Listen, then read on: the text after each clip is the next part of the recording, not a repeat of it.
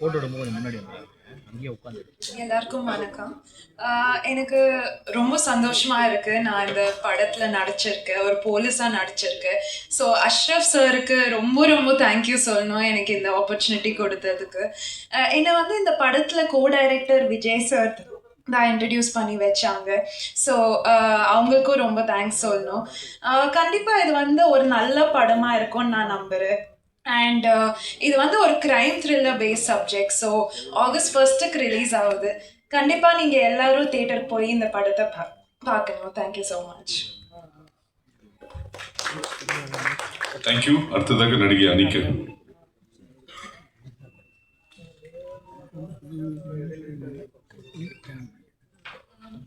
எல்லாருக்கும் வணக்கம். First of all இது என்னோட debut movie. So thank you so much Ashraf sir as well as Mahesh sir. Thank you so much இந்த opportunity எனக்கு கொடுத்ததுக்காக. இந்த படத்தில் நான் தம்பிராம சாரோட பொண்ணாக நடிக்கிறேன். So very excited. August 1 release ஆகுது. எல்லாரும் கண்டிப்பாக போய் பாருங்கள். தேங்க்யூ. தேங்க்யூ. அடுத்ததாக ஸ்டன் மாஸ்டர் நூர்.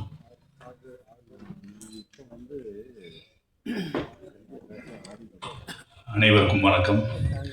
ஒரு கிரேட் ஆப்பர்ச்சுனிட்டி இந்த ப்ரொடக்ஷனில் நானும் ஒருத்தனாக ஒர்க் பண்ணியிருக்கேன்னு சொல்லிட்டு thanks to my master ji Kanal Kannan sir and thanks for Mahesh sir, அதுக்கப்புறம் director Ashraf sir, Kasi sir, எல்லாருமே கிரேட். என்ன சொல்கிறது, அவங்களுடைய பெர்ஃபார்மன்ஸ் எல்லாமே ரொம்ப அழகாக பண்ணாங்க. அதேமாதிரி மகேஷ் சார் வந்துட்டு எல்லாமே டூப் ஒர்க்லாம் வந்துட்டு எல்லாமே அந்த டூப்புமே வேண்டாம், அவருக்கு டூப்பு செட் ஆகாதுன்னு வைங்களேன். அவருடைய பாடி கண்டிஷனுக்கு எல்லாம் ஹாலிவுட்லேருந்து தான் கொண்டு வரணும். பட் அவரே வந்துட்டு எல்லா ஷார்ட்ஸுமே பண்ணார். அதை நான் சொல்லி ஆகணும். ஒரு இன்ஸ்டன்ட்டில் வந்துட்டு ஒரு 4th ஃப்ளோர்லேருந்து ஒரு டூப் ஷாட் பண்ணலான்னு சொல்லி பிளான் பண்ணோம். பட் அது வேண்டாம், நானே பண்ணுறேன்னு சொல்லிட்டு அவரே ஹேங் பண்ணார்.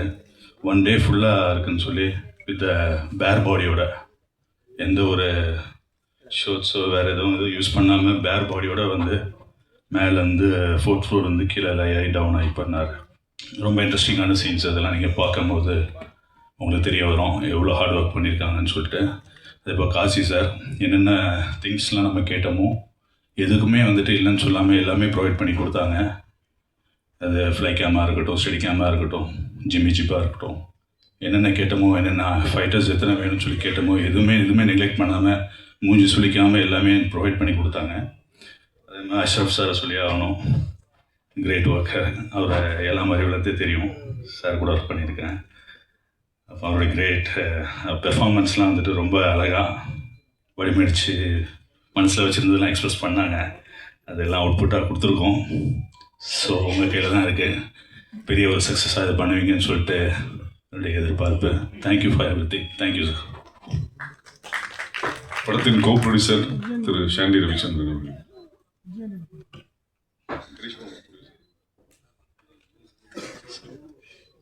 Hello everyone. சாரி, நான் ஃபஸ்ட் டைம் என் மகேஷ் வந்து ஆனால் ஒரு படம் எடுப்போம்னா நான் தலையை சுரிஞ்சுட்டு ஏண்டா இந்த தேவையில்லாத வேலைன்னு சொன்னாங்க. ஆனால் போக போக புரிஞ்சுது ஹவு டிஃபிகல்ட் மூவிஸ் பீப்புள் சும்மா கிரிட்டிசைஸ் பண்ணுறதில்ல, அது ரொம்ப நல்லா பண்ணியிருக்காரு அஷ்ரஃப். எடிட்டிங்கும் ஃபேன்டாஸ்டிக். நான் எதிர்பார்த்த விட நல்லா வந்திருக்குது. ஆனால் அது நான் தான் எல்லோரும் சொல்லுவாங்க, ஆனால் நேராக நீங்கள் பார்க்கும்போது தான் புரியும். 4 பாட்டு இருக்குதுல, ரொம்ப நல்ல சாங்ஸ் எல்லாமே. And everybody is really ton well. Anita, right? Anita has done a wonderful job, and so is practically everybody, even a little part they have done really well. It was very hard working. எங்கே காசி என்ன காணல, as usual இப்படி தான் உட்காந்துருப்பார். ஆனால் அவர் இல்லாமல் இந்த படம் இல்லை. ரைட்?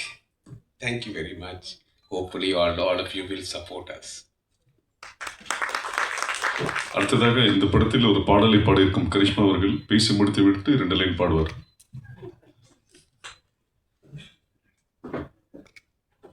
வணக்கம் எல்லாரும். ஆக்சுவலாக எனக்கு தமிழ் நல்லா வராது, பட் நான் ட்ரை பண்ணுறேன். ரொம்ப நன்றி Mahesh uncle for having me on your film and Ashraf uncle for letting me sing for your film. Of course, அப்பா. முழு படம் like it's awesome. I watched it. It's incredible. The whole cast crew super பண்ணீங்க. I'm so excited for you to all watch it. Thank you to Arnanna as well for having me on the soundtrack. It's an awesome song. இது ஒரு super படமாக இருக்க போது. Please எல்லாரும் support பண்ணுங்க. And I loved singing the song. It's a beautiful love melody song that I sang with Arunanna. So yeah, I'll sing a couple of lines. என் வெள்ளை மலையே புது வெள்ளை மலையே நீ செல்லும் இதமே நான் வருவேனே உன் அருகினிலே விளையாசைவினிலே வெளுத்தோட கையிலே நான் படுவேனே.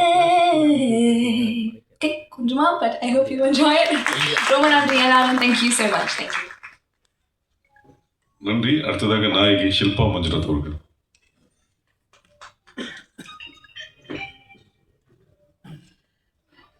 ஹலோ, எல்லாருக்கும் வணக்கம். ஸோ எவ்ரி டைம் நான் இங்கே வந்து நிற்கும்போது every time I get scared. So today நான் அதே யோசிச்சுட்டு இருந்தேன் எதுக்குன்னு. So I think it's first of all I want to say thank you to all of you, to the media, press எல்லாருக்குமே.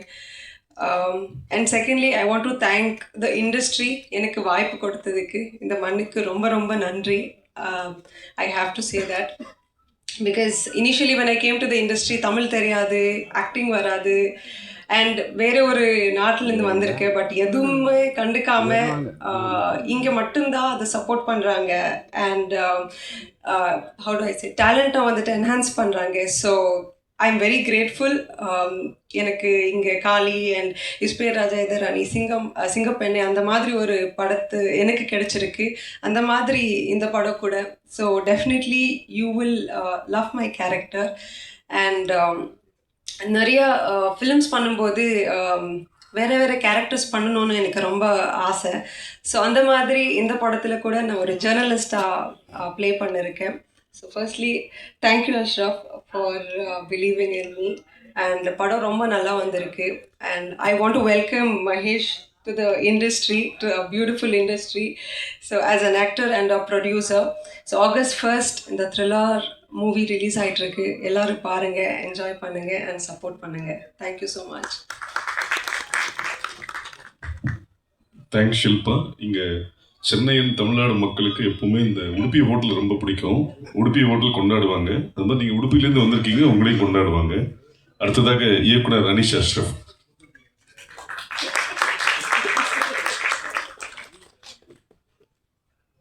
இவர் பழமையோடய பார்த்தவர், அதனால சரசரன்னு பேசிட்டு போய் நிற்கிறாரு. நான் அங்கிருந்து பதறிட்டே இருக்கேன். ஐயோ, அடுத்தது எப்போ ஒரு ஆடு வந்துருச்சு. ஓகே, என்னோட பேர் வந்து அனீஷ் அஷ்ரஃப். நான் இயக்குனர் ஏஆர் முருகதாஸ் சார்ட்ட மற்றும் வந்து முகவரி படம் பிஜர் துரை சார்ட்ட வந்துட்டு உதவி இயக்குனராக ஒர்க் பண்ணியிருக்கிறேன். இது என்னுடைய செகண்ட் மூவின்னு சொல்லலாம். தமிழில் இது ஃபஸ்ட் மூவி.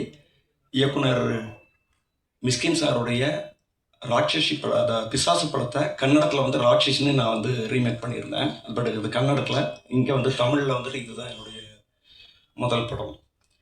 ஸோ அதுதான் என்னுடைய முதல் பக்கம். சென்னை ஃபைல்ஸ் முதல் பக்கம், எனக்கு முதல் பக்கம். என்னுடைய தயாரிப்பாளர் மகேஸ்வரன் தேவதாஸ் அவருக்கும் வந்துட்டு இது முதல் பக்கம்தான். நான் வந்து நம்மளுடைய இயக்குனர் சங்கத்தினுடைய ஒரு உறுப்பினராக இருக்கிறதுனால இங்கே என்ன படம் மோஸ்ட்லி இங்கே ஏதாவது வந்து ப்ரெஸ் மீட்டில் வந்து ஷோ போட்டாலோ எது போட்டாலோ மோஸ்ட்லி இங்கே நான் வந்திருக்கிறேன். வந்து அந்த இடத்துல உட்காருவேன். அங்கேருந்து பார்க்கும்போது இங்கே ஒரு 10 பேர் தான் தெரிவாங்க. அப்போ ஈஸியாக தெரியும். ஆனால் இங்கேருந்து பார்க்கும்போது 100 பேர் தெரியுறாங்க. ஒவ்வொருத்தர் பேசும்போது தயங்கிட்டு இருந்தது, பயந்துட்டு இருந்தது இதுதானாங்கிறது இப்போ தெரியுது. இது ஒரு முக்கியமான மேடை. இந்த மேடைக்கு வந்து ஆசைப்படாத உதவி இயக்குனர்கள் யாருமே இருக்க முடியாது. அந்த மேடை கிடைக்கும் பொழுது அதனுடைய சந்தோஷம் வேற ஒன்று அப்படிங்கிறத நான் இந்த நேரத்தில் இந்த நிமிஷத்தில் உணர்ந்து சொல்கிறேன். இங்கே உதவி இயக்குனர்களாகவும் இணை இயக்குனர்களாகவும் இருந்து படம் பண்ணணும்னு ஆசைப்படுற எல்லாருக்குமே இந்த வாய்ப்பு வந்து சீக்கிரம் அமையணும்னு இறைவனை வேண்டிக்கிறேன். அப்புறம் இந்த ப்ராஜெக்ட் எப்படி உருவாச்சுங்கிறதுக்காக ஒரு குட்டி கதை சொல்லி தான் ஆகணும். இந்த மேடை வந்துட்டு ஒரு இயக்குனருக்கான கொஞ்சம் அதிகப்படியான ஒரு டைம் எடுத்துக்கலாம்னு நினைக்கிறேன். எடுத்துக்கலாம், ஓகே. ஏன்னா ஐயோ ரொம்ப பேசி கொண்டாண்டா நான் இருக்கக்கூடாது இல்லை. ஆக்சுவலி எனக்கு சிங்கப்பூரில் ஒரு நண்பர் மூலிமா வந்துட்டு நம்ம மகேஸ்வரன் தேவதாஸ் தயாரிப்பாளர் வந்து ஃபோனில் பேசக்கூடிய ஒரு வாய்ப்பு கிடைச்சிது. ஸோ ஃபோனில் தான் அவங்க பேசிகிட்டு இருக்கிறோம். அவர் வந்து எனக்கு சினிமாவில் உள்ளே என்ட்ராகணும்னு நல்ல ஆசையாக இருக்குது. ஸோ ஒரு தயாரிப்பாளராக நான் உள்ளே வரப்போகிறேன். உங்களை பற்றி கேள்விப்பட்டேன், நீங்கள் இயக்குனர் முருகதாஸ் சாரோட உதவி இயக்குனர்னு அப்படின்னா. ஓகே, ஒரு தயாரிப்பாளர் கிடச்சிட்டாரு, இதுக்காக தான் எவ்வளோ நாள் போராடணும் அப்படின்னா. அடுத்த ஒரு வார்த்தை சொல்கிறார், அதில் நான் ஒரு கேரக்டர் நடிக்கணும் அப்படின்னாரு. ஐயோ போச்சுடா, இந்த சிங்கப்பூர்லேருந்து ப்ரொடியூசர் வர்றாங்க உடனே நடிக்கணும்னு வேறு சொல்கிறாரு அப்படின்ட்டு எனக்கு ஒரு பயம் இருக்குது. சார் உங்களோட ஃபோட்டோஸ் எல்லாம் கொஞ்சம் என்னோடய வாட்ஸ்அப்புக்கு அனுப்புறீங்களா அப்படின்னு. ஓகே அனுப்புகிறேன் அப்படின்னாரு. கொஞ்ச நேரத்தில் டக் டக் டக் டக் டக்னு வருது. ஃபோட்டோஸ் ஓப்பன் பண்ணி பார்த்தானா பாடி பில்டு, அவருடைய உடம்பு இதெல்லாம் பார்த்தோன்னா வேற லெவலில் இருந்தது. செம்மையாக இருக்காரு. ஒருவேளை இவர் ஹீரோ நடிக்கணும்னு சொல்லுவாரோ. சரி எதுக்கு பேசிக்கோ, மறுபடியும் பேசினேன். நான் கேட்குறதுக்கு முன்னாடி அவர், அஷ்ரஃப் என்னோடய ஃபோட்டோ பார்த்தீங்களா அப்படின்னாரு. பார்த்தேன் சார், நான் வில்லனாக நடிக்கணும் அப்படின்னா. அப்பா, இதுதான் நானும் ஆசைப்பட்டேன். உங்களை வில்லனாக தான் நடிக்க வைக்கணுங்கிறத வந்து உங்கள் ஃபோட்டோ பார்த்தோன்னே நீங்கள் தயாரிப்பார இல்லைன்னா கூட நான் உங்களை கூப்பிட்டுருப்பேன். அப்படி ஒரு பாடியோட, அப்படி ஒரு ஃபிசிக்ஸோட இருந்த அவரை வந்து தமிழில் வந்துட்டு நம்ம வில்லனை வந்து அறிமுகப்படுத்துவோம். ஏன்னா ரொம்ப நாள் ஆயிடுச்சு, ரொம்ப வருஷங்கள் ஆயிடுச்சு. சரத்குமார் ஒரு தடவை வந்து இந்த புலன் விசாரணை டைமில் வந்து அப்படி சட்டை கழட்டி நிற்பார். அப்போ வந்து எல்லாருமே அதை பற்றி பேசினாங்க. சரத்குமார் வந்து என்ன பாடியில் ஒருத்தர் வந்தாருன்னு. அதுக்கப்புறம் வந்து எனக்கு லாங் டைம் ஆகிடுச்சு அப்படி ஒரு வில்லன் என்றால அப்படின்னு நான் நினைக்கிறேன். சில இடத்துல வந்திருக்கலாம், இருந்தாலும் கூட ரொம்ப கொஞ்சம் குறைவாக இருக்குது. அதை வந்துட்டு அவர் கண்டிப்பாக பூர்த்தி பண்ணுவார். இந்த படத்தை பார்த்ததுக்கப்புறம் அவருக்கு நிறைய வாய்ப்புகள் வரும் அப்படிங்கிறத நான் அவர்கிட்ட சொல்லியிருக்கிறேன். எதுக்கும் அவர் வந்து சைடில் வந்துட்டு நம்ம இயக்குனராக இருந்தாலும் அவருக்கு ஒரு மேனேஜர் வந்து ஒரு அக்ரிமெண்ட் போட்டுடலாமான்னு நினைக்கிறேன். ஸோ அப்படி தான் வந்துட்டு இருக்கிறேன். அப்போது அவருக்கும் எனக்குமான ஒரு சின்ன டீல் என்னன்னா, இவர் நடிப்பாரா, உடம்பு நல்லா இருக்குது, சூப்பராக இருக்காரு, பட் நடிப்பாரா அப்படிங்கிற ஒரு டவுட்டு. அப்போ நான் என்ன பண்ணேன், சார் நம்ம ஃபஸ்ட்டு ஒரு ஷார்ட் ஃபிலிம் பண்ணலாமே அப்படின்னேன். உடனே அவர் ஓகே பண்ணலாமே அப்படின்னாரு. சரி ஓகே, ஷார்ட் ஃபிலிம் டைமில் தான் நான் ஃபஸ்ட்டு வந்து நான் அவரை மீட் பண்ணுறேன். ஷார்ட் ஃபிலிமில் நான் என்ன பண்ணிட்டேன்னா, நான் நல்லா லென்த்தாக டயலாக் நிறைய எழுதி இவரை வந்து இது பண்ணணும். ஆனால் எனக்கு ஒரு சேலஞ்சு, ஷார்ட் ஃபிலிம் பண்ணும்போது ஷார்ட் ஃபிலிமில் வில்லனாக நடிக்கணும். வில்லனுக்கு ஒரு ஷார்ட் ஃபிலிம், ஹீரோக்கு ஷார்ட் ஃபிலிமு. இல்லைன்னா நம்ம ஒரு யூஸ்வலாக வந்து ஒரு ஏதோ ஒரு ஸ்கிரிப்ட் வந்து ஒரு லைன் சின்னதாக வச்சுருப்போம், பண்ணலாம். பட் இவருக்காகவே நான் ஒன்று பண்ணுறேன். அதில் வில்லன் வித்து ஒரு மறைமுகமான ஒரு ஹீரோ வந்தார். ஒரு எக்ஸ்பீரியன்ஸ்டான ஒரு ஆக்டர் எப்படி நடிப்பா அப்படியோ ஒன் டே ஷூட்டில் அது அவர் நடித்தார். அங்கே நான் முடிவு பண்ணிட்டேன், இவர் தான் என் படத்தினுடைய வில்லன் அப்படின்னு. பட் லேட்டராக தான் எனக்கு ஒன்று தெரிஞ்சுது, அவர் ஷார்ட் ஃபிலிம் வந்து என்னை வச்சு எடுத்தார்ல, அவர் மைண்டுக்குள்ளார இவன் கரெக்டாக டைரக்ஷன் பண்ணுறான்னு பார்ப்போம். அப்போ இவனை டைரக்டராக போடலான்னு டெஸ்ட் நான் அவருக்கு வச்சிருக்கிறதா நினச்சா, டெஸ்ட் அவர் எனக்கு வச்சிருக்காரு. அதுக்கப்புறம் தான் அவர் சொல்கிறார், அஷ்ரஃப் உங்கள் ஷார்ட் ஃபிலிமை பார்த்தேன், ரொம்ப பிரமாதமாக இருக்குது, சரி படம் பண்ணலாம், ஃப்யூச்சர் ஃபில்மை வந்து பண்ணலாம், இப்போ ஏதாவது ஸ்கிரிப்ட் இருந்தால் சொல்லுங்கன்னா.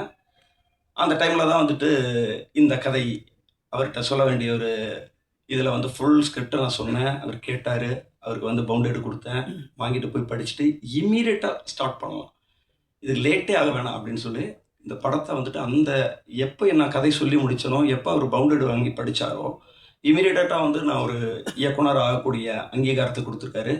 அது என் வாழ்நாளில் மறக்கவே முடியாது. ரொம்ப ரொம்ப ரொம்ப தேங்க்ஸ் மகேஸ்வரன் தேவதாஸ் சார். நான் ஏன் அவரோட நேம் வந்து திரும்ப திரும்ப உச்சரிக்கிறேன்னா, அவர் தயாரிப்பாளர் மாதிரியே நடந்துக்க மாட்டார், ஒரு நண்பன் மாதிரி தான் நடந்துக்குவார். அவர் வந்து ரெண்டாவது ஒரு விஷயத்த சொன்னார், இந்த நிமிஷத்துலேருந்து நான் வந்து உங்களுடைய படத்தினுடைய தயாரிப்பாளர் அல்ல, நான் ஒரு ஆக்டர். நீங்கள் எந்த ஒரு விஷயமா இருந்தாலும் ஆக்டிங்கை பற்றி மட்டும்தான் என்கிட்ட பேசணும்.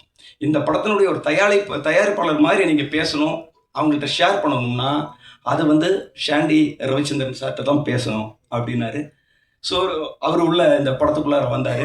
அவர் வந்து கிளியர் கட்டோடு சொன்னார், அஷ்ரஃப் இந்த படத்தில் உங்களுக்கு என்ன வேணும், இந்த கதை இந்த பவுண்டட் ஸ்கிரிப்டில் நீங்கள் எழுதப்பட்ட அத்தனை விஷயமும் உங்களுக்கு வரும், ஆனால் நீங்கள் சொன்ன டைமுக்குள்ளார இந்த படத்தை முடிக்கணும், அது மட்டும்தான் உங்களுக்கான டாஸ்க் அப்படின்னாரு. ஓகே சார் அப்படின்னா. அப்புறம் அதுக்கு கீழே வந்து நம்ம manager Kasi sir Kasi sir வந்துட்டு நிறைய எக்ஸ்பீரியன்ஸோட நிறைய படத்தை வந்துட்டு ஒர்க் பண்ணிட்டு வந்தவர். அவருக்கு வந்து தெரியும் நம்ம என்ன சொன்னாலும் எத்தனை நிமிஷத்தில் எத்தனை நேரத்தில் அந்த பொருள் இங்கே வரும் அப்படிங்கிறது வந்து அவருக்கு நல்லாவே தெரியும். அதனால் வந்துட்டு ஷூட்டிங்கில் எந்த ஒரு குழப்பம் இல்லாமல் ஒரு செட்டப் அரேஞ்ச்மெண்ட் எனக்கு பண்ணி கொடுக்கறதுனால நான் அவங்கள்ட்ட சொன்னேன், இந்த படம் இத்தனை நாளில் முடிக்கிறேன் அப்படின்னா அதே நாள் நான் முடித்தேன். ஒரு நாள் கூட எக்ஸ்டன் பண்ணாமல் அந்த படத்தை வந்து நான் முடித்தேன். அதில் வந்து எனக்கு இன்னொரு சேலஞ்சிங் இருந்தது. ஏன்னா நான் வந்து பெரிய இயக்குனர் முருகதாஸ் சார்கிட்ட இருந்து ஒர்க் பண்ணிட்டு வந்ததுனால பெரிய செட்டப்பில் பெரிய இடத்துல எல்லாம் ஒர்க் பண்ணிட்டு வந்திருக்கிறேன். இது வந்து பட்ஜெட்டாக சின்னதுன்னு நம்ம சொல்ல முடியாது. ஏன்னா இந்த கதைக்கு என்ன தேவையோ அந்த கதைக்கானது வந்து கொடுத்துட்டாங்க. பட்டு அங்கேருந்து நம்ம ஒர்க் பண்ணிட்டு வரும்போது அந்த ஸ்டைல் வேறு. பட்டு இங்கே வரும்போது நம்மளோட ஸ்டைலை மாற்றிக்கணும். இந்த படத்தை ஸ்க்ரீனில் பார்க்கும்போது பெரிய படமாக இருக்கணும், அதில் எந்த மாற்றமும் இருக்கக்கூடாதுன்னு நாங்கள் முடிவு பண்ணேன். இந்த ட்ரெய்லர் கூட உங்களுக்கு அப்படிப்பட்ட ஒரு ஃபீல் கொடுத்துருக்குன்னு நான் நினைக்கிறேன். இது ஒரு பெரிய படமான ஒரு ஃபீலை கொடுத்துருக்கிற அளவுக்கு நான் எடுத்திருக்கிறேன். இந்த படத்தை வந்து இன்னும் வெளியில் இருக்கக்கூடிய நபர்கள் யாரும் பார்க்கல, எங்களுடைய டீம் மட்டும் பார்த்தாங்க. அந்த டீமில் இருக்கிற எல்லாருமே வந்து அப்ரிஷியேட் பண்ணாங்க. எனக்கு என்னுடைய டீம் அப்ரிஷியேட் பண்ணுறதுங்கிறத விட பப்ளிக்காக என்னுடைய இயக்குனர் சங்கத்தை சார்ந்த என்னுடைய நண்பர்கள் இயக்குனர்கள் வெளியில் பப்ளிக் எல்லாருமே வந்துட்டு பாராட்டினா தான் என்னுடைய முதல் பக்கத்துக்கு அப்புறம் அடுத்த பக்கமும் ஓப்பன் ஆகும். ஸோ இந்த முதல் பக்கங்கிறது எனக்காக வச்ச பேரல்ல, சென்னை ஃபைல்ஸ் முதல் பக்கங்கிறது ஒரு கேஸ் ஃபைலை வந்து ஓப்பன் பண்ணக்கூடிய ஒரு விஷயம் இந்த கதையில் இருக்குது. அது வந்து எனக்கும் அது பொருந்துற மாதிரியான ஒரு விஷயமா இருந்தது. தயாரிப்பாளர் அவரும் சொன்னார், இல்லை இது ரொம்ப நல்லா இருக்குது, எல்லாத்துக்குமான ஒரு விஷயமா இருக்குன்னாரு. சரி ஓகே அப்படின்னு சொல்லி இதெல்லாம் நாங்கள் ஃபிக்ஸ் பண்ணோம். அப்புறம் முருகதாஸ் சார்ட்டு ஒரு விஷயத்த வந்துட்டு நான் கற்றுக்கிட்ட வெளியில் வந்த விஷயம் என்னென்னா, அவர் ஒரு கதை முதல்ல வந்து டிஸ்கஷனில் பேசும்போது முதல்ல ஒரு சோஷியல் மெசேஜை வந்து முதல்ல எடுத்துக்குவார். இந்த சோஷியல் மெசேஜ் நம்ம வந்து முதல்ல எல்லா இடத்துக்கும் ரீச் பண்ணணும். இதுக்கு தான் கதை பண்ணணும். கதையை பண்ணிக்கிட்டு வந்துட்டு என்ன மெசேஜ் சொல்லலாம்னு தேடுறது கிடையாது. முதல்ல ஒரு மெசேஜ் அவர் எடுத்துக்குவார். அந்த மெசேஜை சுற்றி தான் சீன், அதை சுற்றி தான் வந்து திரைக்கதை எல்லாமே பண்ணுவார். ஸோ நான் கூட வந்துட்டு க்ரைம் த்ரில்லருங்கிறது நிறைய வந்துக்கிட்டு இருக்குது, நிறைய வந்துட்டு இருக்கு. சமீபத்தில் கூட வந்துட்டு ஒரு படங்கள்லாம் பெரிய ஹிட் ஆகிடுச்சு. ஸோ வந்து ஒரு சேஃப் ஜோன் சொல்லலாம். பேய் படமும் த்ரில்லர் இருக்க கதை இதெல்லாம் வந்துட்டு எப்போவுமே ஒரு சேஃப் ஜோன். அப்படி ஒரு சேஃப் ஜோனாக இது இருந்தால் கூட நான் அவர்கிட்ட வெளியில் வரும்போது நம்ம படத்துலேயே ஒரு சோஷியல் மெசேஜான ஒரு விஷயத்த சொல்லணும் அப்படிங்கிறதுல ரொம்ப ஸ்ட்ராங்காக இருந்தேன். அப்படி ஒரு சோஷியல் மெசேஜ் இந்த படத்தில் சொல்லப்பட்டிருக்குது. அதை வந்து நீங்கள் ஸ்க்ரீனில் பார்த்ததுக்கப்புறம் தெரிஞ்சுக்கலாம். அதை நான் இப்போ நான் சொல்லலை. பட்டு ஒரு க்ரைம் படத்தில் இப்படி ஒரு விஷயம் சொல்ல முடியுமாங்கிற அந்தளவுக்கு வந்து நாங்கள் மெனக்கெட்டு ஒரு விஷயம் என்னுடைய டீம் உதவி இயக்குனர்களை வந்து எல்லாருமே வந்து இது பண்ணல. இந்த படத்துக்கு வந்து ஆரம்பத்திலிருந்து எண்டு வரைக்கும் எனக்கு என்னுடைய டீமில் வந்துட்டு ரொம்ப சப்போர்ட்டிங்காக இருந்த என்னுடைய co director Vijay and Ganesh sir இவர்களுக்கெல்லாம் வந்து நான் நன்றி சொல்கிறேன். உதவி இயக்குனர்களுக்குன்னு சொல்லலைன்னா அவங்களுடைய ஒரு பிரச்சனை என்னென்னா, படம் முடிஞ்ச பூசணிக்காய் உடச்சிட்டு போனோடனே அதுக்கப்புறம் வந்து அவங்களுடைய காண்டாக்ட் வந்து நம்ம வச்சுக்க முடியல. ஏன்னா அவங்க வேறு படத்துக்கு போயிட்டாங்க. ஸோ அதனால் வந்து அவர்களுக்கு வந்துட்டு இந்த மேடையில் வந்து ஏன்னா அவங்க சூழ்நிலை அவங்களுக்கு வந்து நான் தேங்க்ஸ் பண்ணிக்கிறேன். இந்த படத்தை வந்துட்டு இப்போ அடுத்தது டெக்னீஷியனாக வந்து சொல்ல போனாங்கன்னா, பொதுவாகவே வந்துட்டு ஒரு க்ரைம் பேஸ்டான ஒரு ஸ்கிரிப்ட் பண்ணனா அதில் வந்து கேமரா ஒர்க் வந்து ரொம்ப நல்லா இருக்கும். கேமரா ஒர்க் அந்த டோன் வந்து கரெக்டாக இருந்தால் தான் அது கரெக்டாக போயிட்டு ரீச் ஆகும். ஸோ அந்த வகையில் வந்து பார்த்தோன்னா இந்த படத்தினுடைய டிஓபி வந்துட்டு அரவிந்த் சார் வந்து ரொம்ப நல்ல, நான் என்ன சொல்கிறேனோ அந்த சொல்கிற ஸ்பீட்லேயும் குவாலிட்டிலையும் அவர் கொடுத்தார். ஏன்னா நான் மட்டுமே வந்துட்டு நான் சொன்ன நாளில் நான் முடிச்சிட்டேன் அப்படின்னு நான் சொன்ன நாளில் நான் மட்டும் முடிக்க முடியாது. என்னோடு ஓடி வரக்கூடிய அவங்களும் சேர்ந்து நான் சொல்கிற ஷார்ட்டை சொல்கிற டைமுக்குள்ளார முடித்தா மட்டும்தான் நம்ம வந்து ஒரு பிளான் பண்ணேன்னா அந்த நாள் ஷூட் வந்து அந்த அன்னைக்கு கம்ப்ளீட் ஆகும். அப்படி கம்ப்ளீட் ஆகாமல் ஒரு 4 ஷாட் வந்து பேலன்ஸு அப்படின்னா அப்படி தள்ளி போவோம். அது அப்போ அதுக்கு காரணம் அப்பவும் நான் வந்து அதை பெருமையை சொல்ல முடியாது. ஸோ என்னுடைய பெருமையை நான் இப்போ பேசுகிற ஒரு காரணத்துக்கு வந்து முக்கியமான காரணமாக வந்து டிஓபி அரவிந்த் சாரை சொல்லலாம். அதுக்கு அடுத்தது வந்து பார்த்தோன்னா இசை வந்துட்டு ஏஜிஆர் அவர் பண்ணியிருக்காரு. ஒரு பேக்ரவுண்ட் ஸ்கோர் தான் வந்துட்டு இந்த மாதிரி படங்களை வந்து பயப்படுத்தும், அந்த சீட்டு நுனியிலே உட்கார வைக்கணும் அப்படின்னு சொல்லுவாங்கள்ல, அது வந்து ஒரு மியூசிக்கு வந்து ரொம்ப முக்கியமான ஒரு விஷயம். ஸோ அப்படி ஒரு மியூசிக் இசை தந்த ஏஜிஆருக்கு நான் நன்றியை தெரிவிச்சுக்கிறேன். அப்புறம் அதிகப்படியான ஒரு கட்டிங்ஸ் வந்து எதில் வரும்னா இந்த மாதிரி படங்கள்லாம் தான் வரும். ஒரு ஃபேமிலி ட்ராமா கதை சொல்லும்போது ஒவ்வொரு சீனும் ஒரு லென்த்தில் இருக்கும். பட் இந்த மாதிரி படத்தில் வந்து கட்டிங்ஸ் வந்து டக்கு டக்கு டக்கு டக்குன்னு கட் பண்ணணும். ஆனால் அந்த கட்டிங்ஸ் வந்துட்டு நமக்கு கண்ணுக்கு வந்துட்டு டிஸ்டர்பாகவும் இருக்கக்கூடாது. அப்படி ஒரு நேர்த்தியான ஒரு எடிட்டிங் பண்ண என்னுடைய எடிட்டர் பிஎஸ் விஷால் அவருக்கு இந்த மேடையில் வந்து நான் நன்றி சொல்லிக்கிறேன். இந்த படத்தினுடைய போஸ்ட் ப்ரொடக்ஷனுக்கு அப்புறம் வந்துட்டு இப்போ நீங்கள் பார்த்த இந்த ட்ரைலராக இருக்கட்டும், டீசராக இருக்கட்டும், இந்த லிரிக்கல் வீடியோவாக இருக்கும், இதெல்லாம் வந்து தனியாக வந்துட்டு நம்ம வெளியில் வந்து பண்ணிட்டு தான் வந்தோம். அந்த வெளியில் பண்ணதில் வந்துட்டு பெரிய சப்போர்ட்டாக இருந்தது வந்து ஆராதனா ஸ்டுடியோ துர்கேஷ் அவருக்கு. துர்கேஷ் அவர் வந்துட்டு அவர் ஆளினால்னு சொல்லலாம். அவர் வந்துட்டு பாட்டு வேணுமா பாட்டு இருக்குது, ஃபைட்டு வேணுமா ஃபைட் இருக்குங்கிற மாதிரி அவர்கிட்ட ஒரு போஸ்ட் ப்ரொடக்ஷனாக போனோன்னா எல்லா விஷயத்துக்கும் அவர் ஓடினார். எல்லா விஷயத்துக்கும் சென்சாரா ஓகே, நாளைக்கு இது இப்போ இன்றைக்கி இந்த இடத்துல ஸ்க்ரீனிங் ஆகிறதுக்கு வந்துட்டு அவர் கரெக்டான நேரத்தில் கொண்டு வந்து கரெக்டாக கொடுத்துட்டு சவுண்டு செக்கிங் பண்ணி எல்லாம் எல்லாம் சார் பக்கா சார் அப்படிங்கிறார். ஸோ அந்தளவுக்கு வந்து அதனால் வந்து துர்கேஷ் அவருக்கு வந்துட்டு நான் மறுபடியும் நன்றி தெரிவிச்சுக்கிறேன். அப்புறம் இதில் விட்டு போன யாராவது இருக்காங்களா? எடிட்டர் இதில் சொல்லிட்டேன். ஓகே, இப்போ இந்த படத்தை வந்து படம் பண்ணுறது அப்படிங்கிறது ஒரு சாதனையாக இருந்தால் கூட படத்தை ரிலீஸ் பண்ணுறதுங்கிறது அது இன்னொரு சாதனை. ஒரு இயக்குனருக்கு வந்து 3 வெற்றிகள் இருக்கு. ஒரு இயக்குனர் ஆகும்போது 3 வெற்றி. முதல் வெற்றி என்னன்னா, ஒரு ப்ரொடியூசர்கிட்ட கதை சொல்லி ஓகே பண்ணுறது முதல் வெற்றி. ஒரு ப்ரொடியூசருக்கு கதை பிடிச்சிருக்கு, நீ தான்ப்பா டைரக்டர் அப்படின்னு சொன்னான்னா அன்னையிலிருந்து நமக்கு முதல் வெற்றி கிடைச்சிருச்சுன்னு அர்த்தம். 2வது வெற்றி, நம்ம அந்த ஷூட்டிங்கை முடித்து பூசணிக்காய் உடைக்கிற பாருங்களா, அப்பா எத்தனையோ வருஷம் கனவு அதை வந்து மொத்தமாக எடுத்து உடைச்சிட்டுண்டா சக்ஸஸ் முடிஞ்சு போச்சு அப்படிங்கிறது 2வது வெற்றி. 3வது வெற்றி வந்துட்டு இதை வந்து நல்லபடியாக தியேட்டருக்கு கொண்டு வரணும், ஸ்க்ரீனிங் கொண்டு வரணும். நம்ம நல்ல படம் தான் எடுத்தோம், ஆனால் தியேட்டர் கிடைக்கலையே, நம்ம நினச்ச மாதிரி கிடைக்கலையே, நம்ம நினச்ச அளவுக்கு வந்து ப்ரொமோஷன் பண்ணலையே, சரி ப்ரொமோஷன் வேறு மாதிரி பண்ணியிருந்தால் அந்த படம் வேறு மாதிரி வந்திருக்குமே அப்படிங்கிற ஏக்கம் வந்து சில சின்ன படங்கள் பண்ண நிறைய இயக்குனர்கள் வந்துட்டு எங்கிட்டே வந்து ஒரு குறையாகவே சொல்லியிருக்கிறதெல்லாம் நானும் கேட்டிருக்கிறேன். ஸோ எனக்கு கூட இந்த படம் முடிஞ்சதுக்கப்புறம் இந்த படம் எப்படி ரிலீஸ் ஆக போகுது, எப்படி பண்ணுவாங்க அப்படிங்கிறத வந்துட்டு எனக்குள்ள ஒரு பயம் இருந்துட்டு இருந்தது. ஆனால் மீடியா மைண்டு செந்தில் சார் அவர் வந்து இந்த படத்தினுடைய ரிலீஸிங்கை வந்து எப்படிங்கிறத ஸ்டெப் பை ஸ்டெப்பாக வந்துட்டு அவர் மொத்தமாக எழுதி அதை ஒவ்வொன்றுமே டிக் பண்ணிகிட்டே வந்தார். இதை முடிச்சிட்டோம். எனக்கே ஆச்சரியமாக இருந்தது. இந்த ஃபார்மல் உள்ள என்ட்ராகிற இடத்துல எல்லாம் அந்த ஓடிங் இருந்தது, பெரிய ஓடிங் வந்து அங்கங்கே வச்சுருக்காங்க. இப்போ தான் ஸ்டார்டிங் ஸ்டேஜ். ஏன்னா நம்ம இன்றைக்கி தான் வந்துட்டு ஒரு ட்ரெய்லர் அண்ட் டீசர்லாம் லான்ச் பண்ணுறோம். அப்படி இருக்கும்போது இன்னும் ட்ரெய்லர் கூட வந்துட்டு பப்ளிக்கான ஒரு ரிலீஸ்லாம் நம்ம பார்வையாளர்களுக்கு மட்டும்தான் நம்ம போட்டுருவோம்.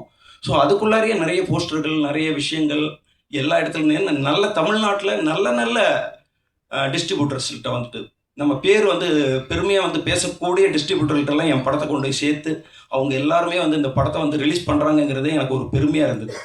எனக்கு வந்து அடுத்தடுத்து வந்துட்டு அவர் அனுப்பிச்சிட்டே இருக்காரு, நம்ம அடுத்து இதை பண்ணுறோம். எனக்கு பார்க்குறதுக்கு ஒரு நேரமே கிடைக்க மாட்டேங்குது. அவ்வளோ ஃபோட்டோஸ், அவ்வளோ ஒர்க் வந்து அவர் பண்ணார். So media mind Senthil sir அவருக்கு வந்துட்டு என்னுடைய நன்றினை தெரிவிச்சுக்கிறேன். இதையெல்லாம் தாண்டி ஒரு சக்ஸஸ், தியேட்டரில் இந்த படம் ரிலீஸ் ஆகி இந்த படம் பப்ளிக்கில் பொது ஜனங்கள் எல்லாருமே பார்த்து இந்த படம் சூப்பர்ரா அப்படின்னு சொன்னான்னா அதுதாங்க உண்மையான சக்ஸஸ். அந்த சக்ஸஸுக்காக தான் இவ்வளோ வருஷம் போராடிட்டு இருக்கோம், இவ்வளோ கஷ்டப்படுறோம். அந்த வார்த்தை வந்துட்டு ஒரு ஆடியன்ஸை வந்து தேட்டரை விட்டு வெளியில் வரும்போது அந்த மைக்கை நீட்டும்போது வந்து அவங்க சொல்லிட்டு போகும்போது அதை நான் சாதாரணமாக எத்தனை தடவை நானே ரிவ்யூ வந்து நகர்த்திட்டு போயிருக்கிறேன். அது ஒரு இயக்குனருடைய பெயின் என்னங்கிறது வந்துட்டு இப்போ எனக்கு தோணுது. என் படம் வந்து இப்போ ஆகஸ்ட் 1ஆம் தேதி ரிலீஸ் ஆகுது. அந்த ஆகஸ்ட் 1ஆம் தேதி முதல் ஷோ பார்த்துட்டு வெளியில் வரும்போது அவங்க வந்து எப்படி சொல்லுவாங்க, அது சொல்லும்போது நம்மளோட ரியாக்ஷன் என்னவா இருக்கும் அப்படிங்கிறது எனக்கு இப்போவே வந்து ஆச்சரியமாக இருக்குது.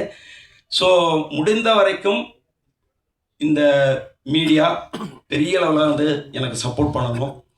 காரணம், பெரிய படங்கள் வந்து பூஜை போட்ட அன்னைக்கே வந்துட்டு வைரலாகி எல்லாருமே வந்து அது அவங்கவுங்களோட பேஜஸில் வந்து இன்ஸ்டாகிராமில், வாட்ஸ்அப்ஸில் எல்லாத்துலேயும் போட்டுருவாங்க பெரிய படம் பெரிய இயக்குனர்கள் பண்ணும்போது. ஆனால் சின்ன படம் வெளியில் எல்லாருக்குமே தெரியணும்னா உங்களுடைய மீடியா பத்திரிகையாளர்களுடைய ஒத்துழைப்பு இருந்தால் மட்டும்தான் அது எல்லாத்தையுமே போய் சேரும். ஸோ நீங்கள் வந்து பொய்யான ஒரு விஷயத்த எழுதணும்னு நான் சொல்லலை. இன்றைக்கி பார்த்ததை இன்றைக்கி உங்களுக்கு உங்களோட ஃபீட்பேக்கை வந்துட்டு நீங்கள் எழுதுங்க. படம் ரிலீஸ் ஆகும்போது படம் ரிலீஸில் வந்து நீங்கள் ஒரு ஆடியன்ஸாக பார்த்துட்டு உங்களுக்கு என்ன தோணுதோ அது வந்து ப்ளஸ் அண்ட் மைனஸ் எதுவாக இருந்தாலும் எழுதுங்க. ஆனால் எழுதுங்க, வீடியோ போடுங்க. தயவு செஞ்சு என்னுடைய படத்தை வந்துட்டு நம்ம இந்த ரூமுக்குள்ளார இந்த தியேட்டருக்குள்ளார பேசிகிட்டு இருக்கிறத வந்துட்டு தமிழ்நாடு ஃபுல்லாக மற்றவங்களுக்கு வந்துட்டு போய் சேர்ந்து அவங்களும் பார்க்கணும் அப்படிங்கிற அளவுக்கான ஒரு விஷயத்த நீங்கள் தான் ஏற்படுத்தி கொடுக்கணும் அப்படின்னு நான் உங்கள்கிட்ட ரொம்ப தாழ்மையாக கேட்டுக்கிறேன். ஸோ நான் யாராவது விட்டுட்டேன்னா கரிஷ்மா வந்துட்டு இந்த பாட்டை வந்து இதில் வந்து ஒரு பாட்டை வந்து அவங்க பாடுனது மட்டும் இல்லாமல் அது ஒரு ஆல்பமாக வந்து நேரத்தில் வந்துட்டு இப்போ வெள்ளை மழை பாட்டு பார்த்ததா அதை அவங்க ஒரு ஆல்பமாகவும் பண்ணியிருக்காங்க. ஸோ கண்டிப்பாக வந்துட்டு அவங்களுக்கான தேங்க்ஸ் வந்து நான் சொல்லணும்.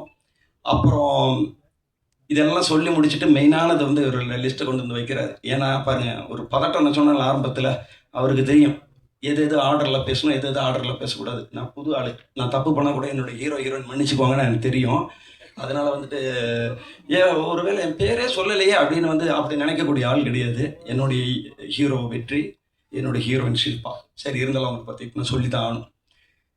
இந்த படத்துக்கு ஏன் வெற்றியை சூஸ் பண்ணீங்க அப்படிங்கிற ஒரு கேள்வி வந்து நிறைய பேர் எனக்கு கேட்டிருக்காங்க. நான் உண்மையே சொல்கிறேன், இந்த கதை வந்துட்டு நான் ப்ரொடியூசர்கிட்ட சொல்லி முடித்த உடனே யார் ஹீரோவை போடலாம் அப்படின்ட்டு ஒரு டிஸ்கஷன் வந்து நடக்கும்போது சாண்டி சாரும் வந்துட்டு என்கிட்ட கேட்டார் யார் ஹீரோவை போடலான்னு. நான் வந்து வேறு சாய்ஸே சொல்ல, வெற்றி அப்படின்னு நான் சொன்னேன். இல்லை அவர் ஓகேவானு 100% ஓகே, எனக்கு இந்த கதைக்கு வந்துட்டு வெற்றி தான் வேணும். ஆனால் அவங்க அதை விட வந்துட்டு வேறு ஹீரோக்களை சொன்னாங்க.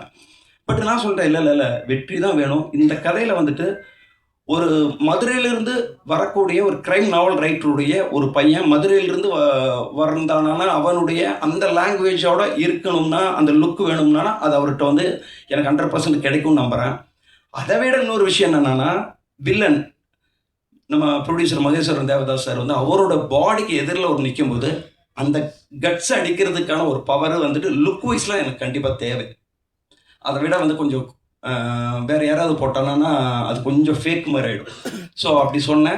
உடனே அவங்க வந்து ஓகே, ஒரு இயக்குனராக நீங்கள் எந்த ஹீரோவை சொல்கிறீங்களா உடனே நம்ம வந்து அது ஓகே பண்ணிடலான்னு இமீடியட்டாகிட்டு போனேன். அவருடைய பெரிய ப்ளஸ் என்னென்னா, வெற்றி சாரோடது கதை சொல்ல போனான்னா ஒரு 20 நிமிஷத்தில் லைன் சொல்லிடுறீங்களா, ஒரு 15 நிமிஷத்தில் அது கிடையாது. ஃபுல்லாக சொல்லுங்கள் சார், நான் ஃபுல்லாக உட்காந்து கேட்குறேன் அப்படின்ட்டு ஃபுல் கதையை வந்து நம்ம சொல்லும்போது மொபைலை வந்து சைலண்ட் போட்டு திருப்பி வச்சுட்டு மொத்த கதையும் கேட்டார். அந்த கதையை கேட்டது மட்டும் இல்லாமல் மறுபடியும் என்கிட்ட பவுண்டட் ஸ்கிரிப்டும் என்கிட்ட இருந்து வாங்கி அந்த கொடுத்ததுலேருந்து 3 நாளில் படித்து முடிச்சிட்டார். படித்து முடிச்சு மறுபடியும் என்கிட்ட கால் பண்ணி சொல்கிறார், சார் படித்தேன் சார், நீங்கள் கதை சொன்னதில் விட சிலதை விட்டு போனதெல்லாம் வந்துட்டு இதெல்லாம் பார்க்கும்போது தெரியுது, ரொம்ப நல்லா இருக்குது. எனக்கு சின்னதாக ஒரு அபிப்பிராயமாக இது மட்டும் தோணுது அது மட்டும் தோணுதுன்னு சின்ன சின்ன விஷயங்கள் சொன்னாங்க. அது சிலதை வந்து மாற்றிருக்கேன், சிலதை இல்லை சார் அது அப்படி தான் வேணும் அப்படின்ட்டு ஒரு இது பண்ணேன். அப்புறம் அதேமாதிரி வந்து ஷில்பா மஞ்சுநாத் அவர்கிட்ட வந்து நான் கதை சொல்கிற நேரத்தில் அவங்க டெல்லியில் இருந்தாங்க. பட் அவங்க கதை வந்துட்டு ஃபோனில் கேட்டுட்டு நான் வந்து இத்தனாம் தேதி இங்கே வருவேன், வந்தது வந்துட்டு நம்ம மீட் பண்ணுவோம் அப்படின்னாங்க. சரி ஓகேண்ணே. அப்புறம் நான் அவங்கள்ட்ட வந்து சொன்னேன், ஃபுல் கதை வந்து நான் மொபைலில் தான் சொல்ல வேண்டிய ஒரு சுச்சுவேஷன் இருந்தது. அவங்க வேறு ஏதோ டூருக்காக போயிருந்தாங்க. அவங்க ஒரு பாயிண்ட் சொன்னாங்க, நான் ஒரு படத்தை வந்துட்டு சூஸ் பண்ணும்போது 2 விஷயத்துக்காக தான் சூஸ் பண்ணுவேன். ஒன்று, என் கேரக்டர் இந்த படத்தில் பவர்ஃபுல்லாக இருக்கா, இல்லை இந்த படம் சூப்பராக இருக்கா. ஒரு சூப்பர் படத்தில் நான் நடிக்கிறதுக்கும் நான் தயார், இல்லைன்னா என் கேரக்டர் ரொம்ப பவர்ஃபுல்லாக இருந்தாலும் நடிக்க தயார். அப்படி இருக்கும்போது இதில் 2மே இருக்குது, நான் பண்ணுறேன் அப்படின்னாங்க. ஸோ அப்படி தான் வந்து அவங்க நம்ம படத்துக்குள்ளார வந்து ஒரு ரிப்போர்ட்டர் கேரக்டராக தான் வந்திருக்காங்க. உங்களுடைய ஒரு கேரக்டரில் தான் அவங்க இருக்கிறாங்க, ரிப்போர்ட்டரை. நான் வந்து இப்போ பார்க்குற ஷில்பா மஞ்சுநாத்தை வந்து நாங்கள் ஷூட்டிங்கில் பார்க்கல. திடீர்னு வரும்போது ரியலாகவே ரிப்போர்ட்டர் வந்து ஏதோ நம்ம படத்துக்கு வந்துட்டு பேட்டி எடுக்க தான் வந்திருக்காங்கிற மாதிரி அவ்வளோ அந்த லுக்கை மெயின்டைன் பண்ணி அவங்கள வந்து அப்படி ஒரு காஸ்டியூம்ஸ் விஷயம் எல்லாம் அவங்களுக்கு மெயின்டைன் பண்ணி கொடுத்தா கூட அவங்க வந்து நிற்கும்போது வந்து ஒரு ரிப்போர்ட்டர் மாதிரி வந்து நின்னாங்க. ரொம்ப நன்றி. அப்புறம் சரி, வேறு யார் சார் விட்டுருக்கேன்?